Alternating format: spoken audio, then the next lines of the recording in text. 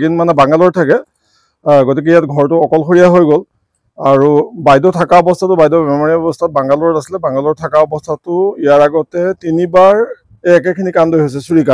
চুৰি মানে মই চুৰি বুলি ক'ব নোৱাৰিম যিহেতু তলা খোলে দৰ্জা ভাঙে গ্ৰিল ভাঙে আৰু অত্যাচাৰ কৰি গুচি যায় কোনো ধৰণৰ বস্তু আজিলৈকে নিয়া নাই আৰু এইবাৰ চতুৰ্থবাৰ হ'ল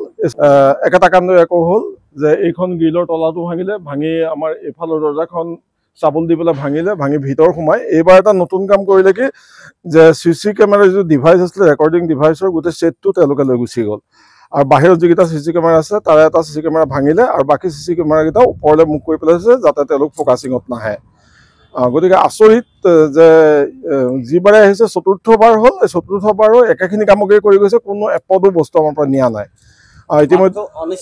অনিষ্ট কৰে ইতিমধ্যে আমি হেলেম আৰক্ষী থানাক অৱগত কৰিছো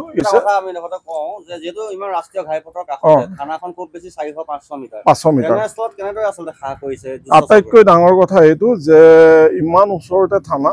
কিন্তু ইমান উদ্ভণ্ডালি কৰি আছে চতুৰ্থবাৰ হ'ল হাইৱেৰ কাষত উদ্ভণ্ডালি কৰি আছে কিন্তু এতিয়ালৈকে ধৰা পৰা নাই কোনে কৰি আছে এই কামটো কিয় কৰি আছে গতিকে এইটো আমাৰ অলপ এতিয়া আমি চিন্তাত পৰিছোঁ অকল ময়ে নহয় আমাৰ যিখিনি ৰাইজে গম পাইছে চবেই চিন্তাত পৰিছে যে এই ধৰণৰ হ'লেতো আমাৰ ইয়াত থকাটো অলপ দিগদাৰ হৈ যাব গতিকে মই আপোনালোকৰ যোগেদি পুনৰবাৰ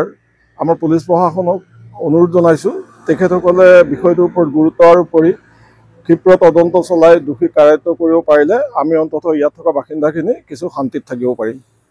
যিকোনো খবৰৰ বাবে যোগাযোগ কৰক 7099017330 লগতে 7099017110 নম্বৰত